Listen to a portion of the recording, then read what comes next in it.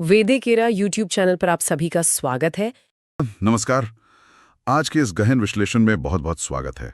गया भारत के सर्वोच्च न्यायालय पर आधारित एक बेहद व्यवस्थित माइंड मैप है। इसका उद्देश्य बहुत ही स्पष्ट है, अनुच्छेद 124 से लेकर 144 तक के पूरे सफर को डिकोड करना, ताकि यूपीएससी या एसएससी की तैयारी कर रहे छात्रों के लिए सर्वोच्च न्यायालय का पूरा ढांचा एकदम शीशे की तरह साफ हो जाए। और ये दृष्टिकोण वास्तव में परीक्षा की तैयारी करने वाले उम्मीदवारों के लिए एक गेम चेंजर साबित होता है। अक्सर छात्र हर एक अनुच्छेद को एक अलग स्वतंत्र इकाई के रूप में याद करने की कोशिश करते हैं, जो कि काफी थकाऊ तरीका है। हाँ, काफी थकाऊ और अस्थिर तरीका है। लेकिन जब इन प्रावधानों को एक श्रृंखला के रूप में देखा जाता है, ये समझते हुए कि एक संस्था कैसे बनती है और उसे चलाने के लिए कौन लोग आते हैं, उनकी शक्तियां क्या हैं और वे पूरे देश को कैसे प्रभावित करते हैं, तो ये पूरा विषय एक जीवंत व्यवस्था में बदल जाता है। बिल्कुल। आज की चर्चा का केंद्र यही है कि इस व्यवस्था की वास्तुकला को कैसे समझा जाए। तो चलिए इसे थोड़ा विस्तार से समझते हैं।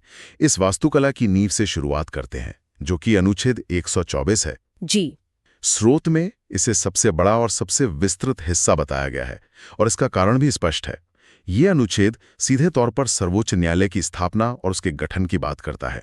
हाँ, इसमें जो मूल प्रावधान दिया गया है वो बहुत ही दिलचस्प है। शुरुआत में यह तय किया गया था कि भारत का एक सर्वोच्च न्यायालय होगा, जिसमें भारत के मुख्य न्यायाधीश होंगे और उनके साथ 7 से अधिक अन्य न्यायाधीश नहीं होंगे। ये न्यायालय का शुरुआती आकार था। सही कहा। इस छोटे आकार के पीछे का विचार उस समय की परिस्थितियों पर आधारित था। जैसे जैसे देश की आबादी और कानूनी विवादों की जटिलता बढ़ी, संसद ने कानून बनाकर इस संख्या में समय समय पर वृद्धि की। लेकिन अनुच्छेद 124 का वो मूल ढांचा ये स्पष्ट करता है कि एक मुख्य न्यायाधीश और अन्य न्यायाधीशों की एक निश्चित संख्या मिलकर इस संस्था का निर्माण करेंगे। बिल्कुल।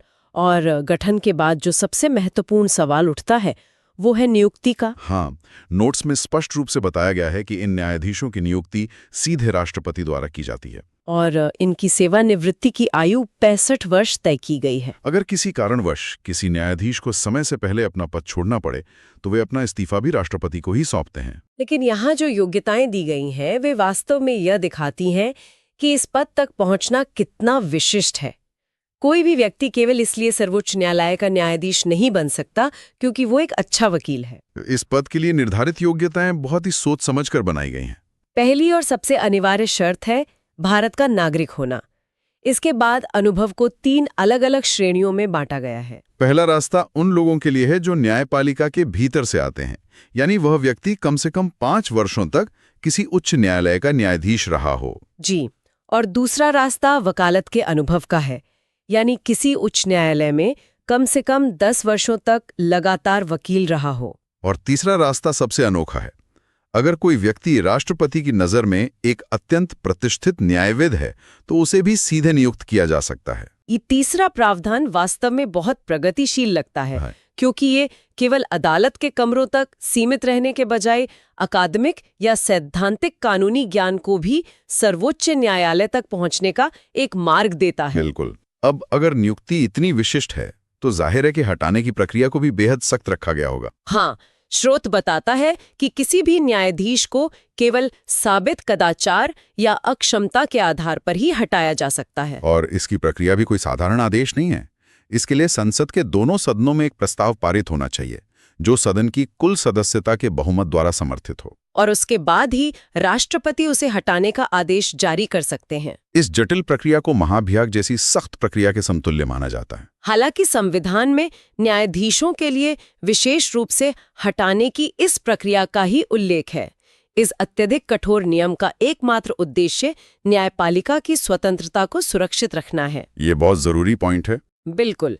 अगर एक न्यायाधीश को ये डर सताता रहेगा कि सरकार उसे किसी भी मनमुताबिक फैसले के लिए आसानी से पद से हटा सकती है, तो वो कभी भी निडर होकर न्याय नहीं कर पाएगा। इसी स्वतंत्रता और निष्पक्षता को सुनिश्चित करने के लिए अनुच्छेद 124 में एक और बहुत ही अहम प्रतिबंध का जिक्र है। कोई भी व्यक्ति जो सर्वोच्च न्यायालय का न्यायाधीश रह चुका है, वो सेवानिवृत्त होने के बाद भारत के किसी भी न्यायालय में या किसी भी प्राधिकारी के सामने वकालत या पैरवी नहीं कर सकता। इस प्रतिबंध का तर्क बहुत सीधा है। ये किसी भी तरह के टकराव को रोकता है, जिसे हम कॉन्फ्लिक्ट ऑफ इंटरेस्ट कहते हैं। कल्पना कीजिए कि अगर एक पूर्व सर्वोच्च न्यायालय का न्यायाधीश किसी निचली अदालत में या किसी ट्रिब्यूनल में वकील के रूप में खड़ा हो जाए, तो क्या वहां बैठा अधिकारी या न्यायाधीश उस पूर्व वरिष्ठ न्यायाधीश के सामने दबाव महसूस नहीं करेगा? बिल्कुल करेगा। इसके अलावा ये प्रतिबंध यह भी सुनिश्चित करता है कि कार्यकाल के दौरान कोई न्यायाधीश भविष्य के किसी मुवक्किल को फायदा पहुंचाने की मंशा से फैसले न सुनाए। यह पूरी तरह से संस्था की गरिमा को बनाए रखने का एक तंत्र है। शपथ ग्रहण के बारे में भी बताया गया है कि यह राष्ट्रपति के समक्ष होता है। इस ठोस नींव के बाद चर्चा स्वाभाविक रूप से अनुच्छेद 125 की ओर मुड़ती है, जो न्यायाधीशों के वेतन और भत्तों से संबंधित है। यह स्पष्ट किया गया है कि इनका निर्धारण संसद द्वारा किया जाता है। लेकिन इसके बाद स्रोत में अनुच्छेदों का एक बहुत ही दिलचस्प समूह दिखाई देता है। अनुच्छेद 126, 127 और 128। इन तीनों को एक साथ रखकर देखने पर यह समझ आता है कि यह न्यायालय को हर परिस्थिति में चालू रखने के व्यवहारिक उपाय हैं। ये क्लस्टर पूरी तरह से प्रशासनिक निरंतरता के बारे में है। किसी भी संस्था में अचानक रिक्तियां आ सकती हैं या काम का बोझ बढ़ सकता है। संविधान निर्माताओं ने यह सुनिश्चित किया कि सर्वोच्च न्यायालय जैसी महत्वपूर्ण संस्था कभी भी ठप न पड़े। इसी निरंतरता के तहत अनुच्छेद 126 आता है, जो कार्यवाहक मुख्य न्यायाधीश की बात करता है। मान लीजिए कि भारत के मुख्य न्यायाधीश का पद अचानक खाली हो जाए, या बीमारी या किसी अन्य कारण से अपना काम करने में असमर्थ हों, तो व्यवस्था रुक नहीं सकती। ऐसे में राष्ट्रपति न्यायालय के ही अन्य न्यायाधीश में से किसी एक को कार्यवाहक मुख्य न्यायाधीश के रूप में नियुक्त कर देते हैं। और इसी तर्क को आगे बढ़ाते हुए अनुच्छेद 127 का प्रावधान है, जो तदर्थ या एडहॉक न्यायाधीशों की नियुक्ति से जुड़ा है। इसे कोरम या गणपूर्ति के सिद्धांत से समझना चाहिए। हाँ, कभी-कभी सर्वोच्च न्यायालय का कोई विशेष सत्र आयोजित करने के लिए या उसे जारी रखने के लिए न्यायाधीशों की आवश्यक न्यूनतम संख्या यानी कोरम पूरा नहीं हो पाता। ऐसी आपात स्थिति में भारत के मुख्य न्यायाधीश राष्ट्रपति की पूर्व सहमति से उच्च न्यायालय के किसी ऐसे न्यायाधीश को बुला सकते हैं जो सर्वोच्च न्यायालय का न्यायाधीश बनने की योग्यता रखता हो। वह उच्च न्यायालय का न्यायाधीश अस्थायी रूप से सर्वोच्च न्यायालय की बैठकों में हिस्सा लेता है। यहाँ स्रोत में एक विशेष निर्देश भी दिया गया है कि ऐसे तदर्थ न्यायाधीश को अपने उच्च न्यायालय के अन्य कर्तव्यों की तुलना में सर्वोच्च न्यायालय के कार्यों को प्राथमिकता देनी होती है। ये दिखाता है कि देश की सर्वोच्च अदालत का काम सबसे ऊपर है। इसी श्रृंखला में अनुच्छेद 128 भी शामिल है। यह अनुच्छेद मुख्य न्यायाधीश को यह शक्ति देता है कि वे राष्ट्रपति की सहमति से सर्वोच्च न्यायालय या संघीय न्यायालय के किसी सेवानिवृत्त न्यायाधीश से बैठकों में उपस्थिति दर्ज कराने का अनुरोध कर सकते हैं। इन तीनों अनुच्छेदों का संयुक्त प्रभाव ये है कि न्यायालय के पास जनशक्ति की कमी से निपटने के लिए एक अंतर्निहित लचीलापन है। चाहे वो नेतृत्व का शून्य हो, कोरम की कमी हो या किसी विशेष मामले में किसी अनुभवी पूर्व न्यायाधीश की विशेषज्ञता की आवश्यकता हो। संविधान ने हर संभावित परिस्थिति के लिए एक रास्ता खुला रखा है। इस प्रशासनिक और ढांचागत हिस्से को समझने के बाद अब ये जानना जरूरी है कि इस न्यायालय के पास शक्तियां क्या हैं और ये काम कैसे करता है। बिल्कुल, अनुच्छेद 129 यहाँ एक बहुत ही बड़ा बयान देता है। ये स्थापित करता है कि सर्वोच्च न्यायालय एक अभिलेख न्यायालय या कोर्ट ऑफ रिकॉर्ड होगा, जिसके पास न्यायालय की सभी शक्तियां होंगी, जिसमें स्वयं की अवमानना के लिए दंड देने की शक्ति भी शामिल है। अभिलेख न्यायालय होना एक बहुत ही शक्तिशाली दर्जा है। इसके दो मुख्य अर्थ होते हैं। पहला, इस न्यायालय के हर फैसले, हर कार्रवाई को शाश्वत स्मृति और प्रमाण के रूप में सुरक्षित रखा जाएगा। देश की किसी भी अन्य अदालत में इन फैसलों को एक मिसाल के तौर पर पेश किया जा सकता है और कोई भी निचली अदालत सर्वोच्च न्यायालय के रिकॉर्ड की सत्यता पर सवाल नहीं उठा सकती। दूसरा और सबसे महत्वपूर्ण पहलू ये है कि यदि कोई व्यक्ति या संस्था इस न्यायालय के आदेशों की अवहेलना करती है या इसकी गरिमा को ठेस पहुंचाती है, तो न्यायालय के पास उस अवमानना के लिए सीधे दंड देने की शक्ति है। यह शक्ति अदालत के अधिकार को सुनिश्चित करती है। अधिकार के साथ साथ अदालत के स्थान का भी एक महत्वपूर्ण पहलू है, जिसे अनुच्छेद 130 में स्पष्ट किया गया है। हम सभी ये जानते हैं कि सर्वोच्च न्यायालय नई दिल्ली में बैठता है, लेकिन स्रोत एक बहुत ही रोचक जानकारी देता है कि यह स्थान स्थायी रूप से पत्थर की लकीर नहीं है। भारत के मुख्य न्यायाधीश राष्ट्रपति की मंजूरी के साथ आवश्यकता पड़ने पर सर्वोच्च न्यायालय की बैठकें दिल्ली के बाहर किसी अन्य स्थान पर भी आयोजित कर सकते हैं। ये एक बहुत ही व्यवहारिक दृष्टिकोण है। एक विशाल और विविधतापूर्ण देश में अगर कभी ऐसा महसूस हो कि न्याय की पहुंच बढ़ाने के लिए या किसी असाधारण परिस्थिति में अदालत को किसी अन्य शहर में काम करना चाहिए, तो संविधान को इसके लिए संशोधित करने की आवश्यकता नहीं है। अनुच्छेद 130 पहले से ही ये लचीलापन प्रदान करता है। अब बात करते हैं उन मुकदमों की जो इस अदालत के दरवाजे तक पहुंचते हैं। स्रोत में अनुच्छेद 131 को मूल क्षेत्राधिकार के रूप में दर्शाया गया है। यहाँ सबसे आकर्षक बात यह है कि ये वो अनुच्छेद है जो सर्वोच्च न्यायालय को देश के संघीय ढांचे का सुप्रीम अंपायर बनाता है। मूल क्षेत्राधिकार का सीधा सा मतलब है कि कुछ विवाद ऐसे होते हैं जिनकी सुनवाई केवल और केवल सर्वोच्च न्यायालय में ही शुरू हो सकती है। वे मामले निचली अदालतों से होते हुए नहीं आते। यह एक बहुत ही विशिष्ट शक्ति है। स्रोत ने उन मामलों की सूची को बहुत ही स्पष्ट तरीके से समझाया है। यदि एक तरफ भारत सरकार है और दूसरी तरफ एक या एक से अधिक राज्य हैं और उनके बीच कोई विवाद हो जाता है, या फिर एक परिदृश्य ऐसा हो सकता है जहां एक तरफ भारत सरकार और कुछ राज्य मिलकर खड़े हों और दूसरी तरफ कुछ अन्य राज्य हों, और तीसरा परिदृश्य यह है कि दो या दो से अधिक राज्यों के बीच ही आपस में कोई टकराव हो जाए। इन सभी संघीय विवादों को सुलझाने का एकमात्र अधिकार सर्वोच्च न्यायालय के पास है। ये एक देश के भीतर सरकारों के बीच होने वाले टकरावों को शांतिपूर्ण और कानूनी तरीके से सुलझाने का सबसे बड़ा मंच है। बिल्कुल, राज्य बनाम राज्य या केंद्र बनाम राज्य के विवादों को किसी एक राज्य के उच्च न्यायालय में सुलझाना संभव नहीं है, क्योंकि वहां निष्पक्षता पर सवाल उठ सकते हैं। इसलिए संविधान ने अनुच्छेद 131 के माध्यम से ये सुनिश्चित किया है कि पूरे देश का एक ही निष्पक्ष अंपायर होगा। मूल क्षेत्राधिकार के बाद स्रोत एक और बड़े हिस्से की ओर इशारा करता है, जो है अपीलीय शक्तियां। ये अनुच्छेद 132 से 135 तक फैला हुआ है। छात्रों के लिए इसे समझना बहुत आसान कर दिया गया है क्योंकि इसे बहुत ही स्पष्ट श्रेणियों में बांटा गया है। अपील का मतलब ये है कि निचली अदालतों के फैसलों के खिलाफ न्याय की अंतिम गुहार लगाना। इसे एक तरह के फनल या कीप के रूप में देखा जा सकता है, जहां से छनकर सबसे महत्वपूर्ण मामले देश की शीर्ष अदालत में आते हैं। इस छटनी की प्रक्रिया को अनुच्छेद 132 से समझा जा सकता है। ये संवैधानिक मामलों में उच्च न्यायालयों से सर्वोच्च न्यायालय में अपील की अनुमति देता है। अगर किसी भी उच्च न्यायालय के मामले में यह सवाल उठ जाए कि संविधान की व्याख्या कैसे की जानी चाहिए, तो वह मामला सर्वोच्च न्यायालय में अपील के लिए योग्य हो जाता है। इसके बाद अनुच्छेद 133 है, जो सिविल मामलों में अपीलीय क्षेत्राधिकार तय करता है। इसमें संपत्ति के बड़े विवाद, अनुबंध या विवाह और तलाक जैसे गंभीर नागरिक मुद्दे शामिल हो सकते हैं। और आपराधिक न्याय के मोर्चे पर अनुच्छेद 134 काम करता है। यह उन आपराधिक मामलों से निपटता है जहां निचली अदालतों में किसी व्यक्ति को गंभीर सजा जैसे मौत की सजा या आजीवन कारावास सुनाया गया हो, और मामला उच्च न्यायालय से होते हुए अंतिम न्याय के लिए सर्वोच्च न्यायालय तक पहुंचता है।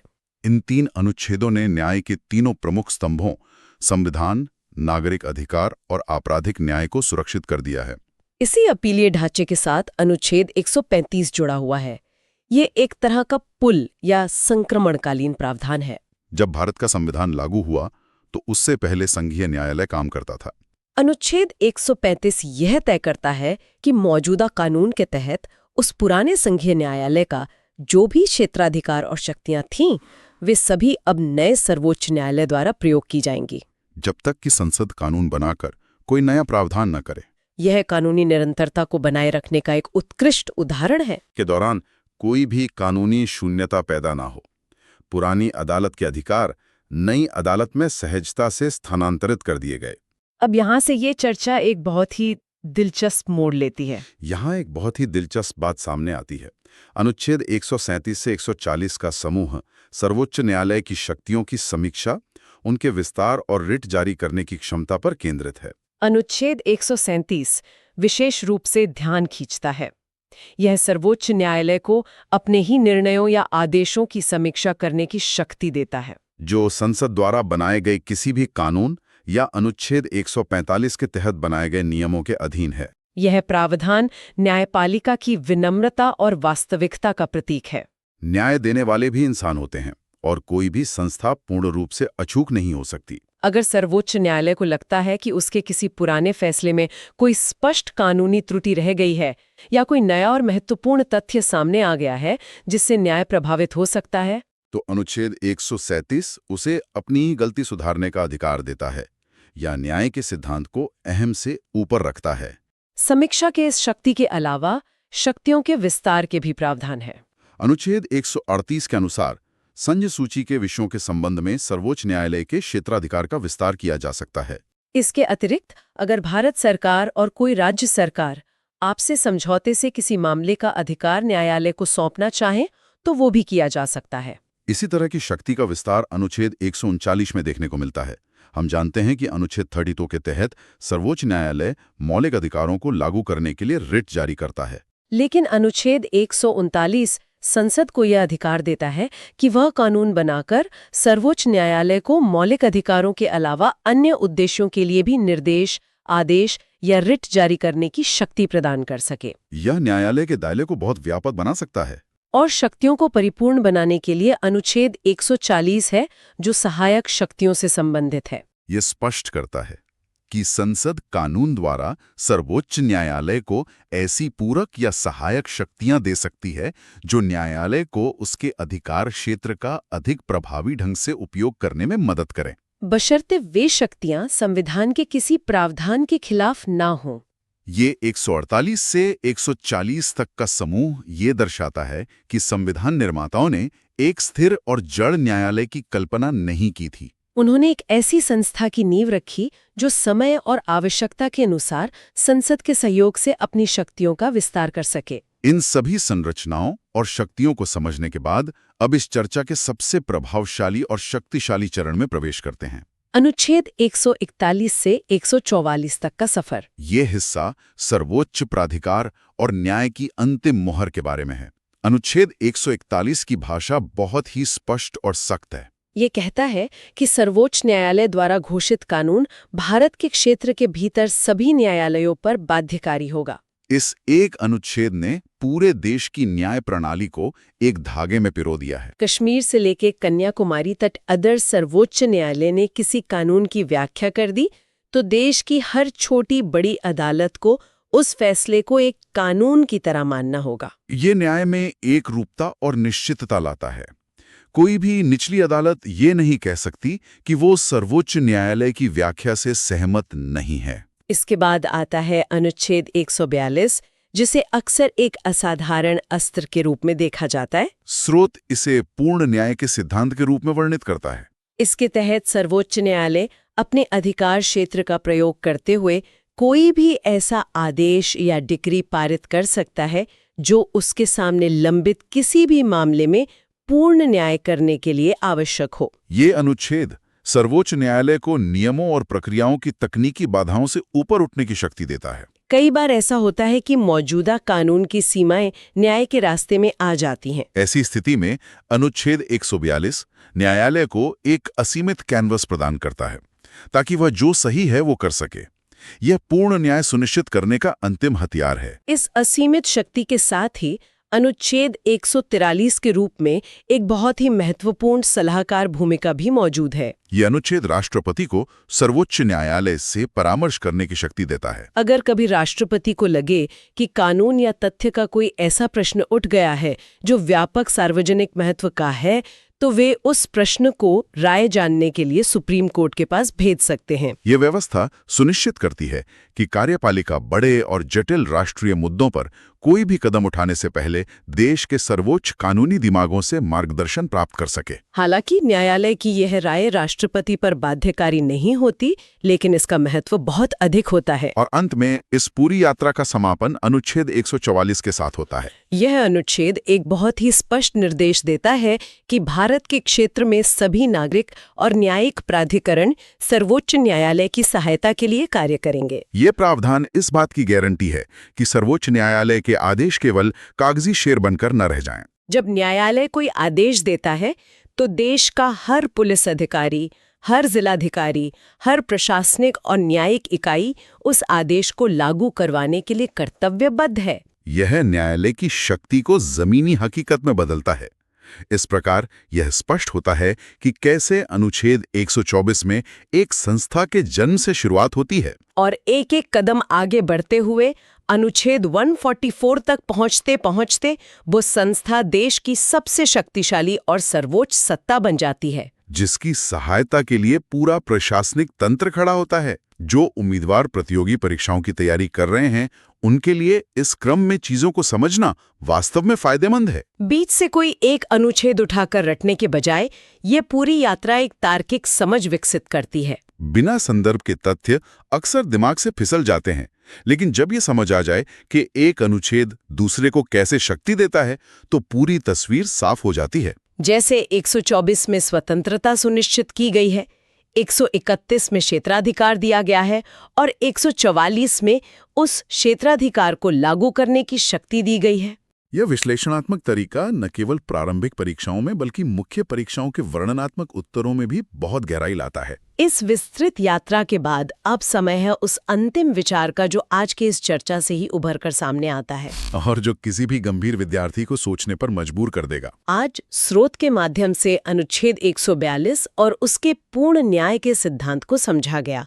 यह स्पष्ट रूप से एक असाधारण और लगभग असीमित शक्ति है जो अदालत को नियमों से परे जाकर न्याय करने की छूट देती है। लेकिन ये एक बहुत ही गहरा सवाल भी खड़ा करता है। एक स्वस्थ लोकतंत्र में जहां शक्तियों का पृथक्करण एक मूल सिद्धांत है, जहां कानून बनाने का काम विधायिका का है और उसे लागू करने का काम कार्यपालिका का है, वहां सर्वोच्च न्यायालय द्वारा अनुच्छेद 142 का उपयोग करके पूर्ण न्याय सुनिश्चित करने की जिम्मेदारी और विधायिका के कानून बनाने के अधिकार क्षेत्र के बीच की रेखा आखिर कहाँ खींची जानी चाहिए? क्या पूर्ण न्याय की खोज में कभी-कभी संस्थाओं की सीमाएं धुंधली हो जाती हैं?